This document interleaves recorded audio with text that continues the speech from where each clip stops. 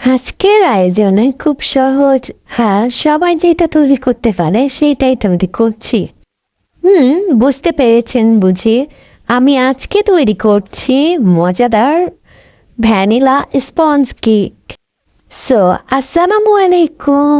ভিডিওটি না টেনে সম্পূর্ণ কাছে এবং দূরে, দেশ এবং দেশের বাইরে যে যেখান থেকে আমার ভিডিওটি দেখছেন, আল্লাহর রহমত আপনারা সবাই ভালো আছেন। আলহামদুলিল্লাহ আমিও ভালো আছি।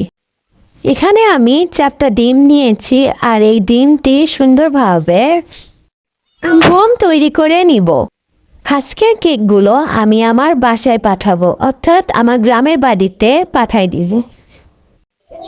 আমার ননদ, আমার আম্মু এবং আমার শ্বশুরবাড়ির লোকের জন্য আমি 3টা কেক তৈরি করছি। তোমরাও দেখো খুব সহজেই কিভাবে বাসায় ভ্যানিলা স্পঞ্জ কেক তৈরি করা যায়। কেক খেতে পছন্দ করে না এমন মানুষ খুব কমই আছে, তাই আমরা কম বেশি বাসায় কেক বানানোর চেষ্টা করি। বাহিরের কেকগুলো সচরাচর এত ভালোভাবে তৈরি করা হয় না। কেক তৈরির জন্য আমার এখানে ফোম প্রায় রেডি। দেখুন আমি একটা হ্যান্ড বিটার দিয়ে বিট করে নিচ্ছি। আপনারা চাইলে হ্যান্ড উইক্স কিংবা কাঁটা চামচের সাহায্যে এরকম ফোম তৈরি করে নিতে পারেন। ফোম তৈরি করা হয়ে গেলে আমি এখানে অ্যাড করছি 1.5 কাপ পরিমাণ চিনি। আমি এখানে 3টি কেক তৈরি করব, এই জন্য আমি এখানে 1.5 কাপ পরিমাণ চিনি নিলাম। দিয়ে দিচ্ছি সামান্য পরিমাণ গুঁড়া দুধ। আপনার হাতের কাছে যদি গুঁড়া দুধ না থাকে না দিলেও চলবে। আমি এখানে অ্যাড করছি ময়দা দিলাম আমি প্রায় 2 কাপের মতো। ময়দার পরিবর্তে এখানে আটা ইউজ করা যাবে। এখন দিয়ে দিচ্ছি বেকিং পাউডার আমি এখানে 4 টিস্পুন বেকিং পাউডার ইউজ করেছি এবং তার সাথে দিয়ে দিয়েছি এখানে সয়াবিন তেল বা খাওয়ার তেল। এখানে আপনারা বাটারও ইউজ করতে পারেন, গলানো বাটার দিলেও ভালো হয়।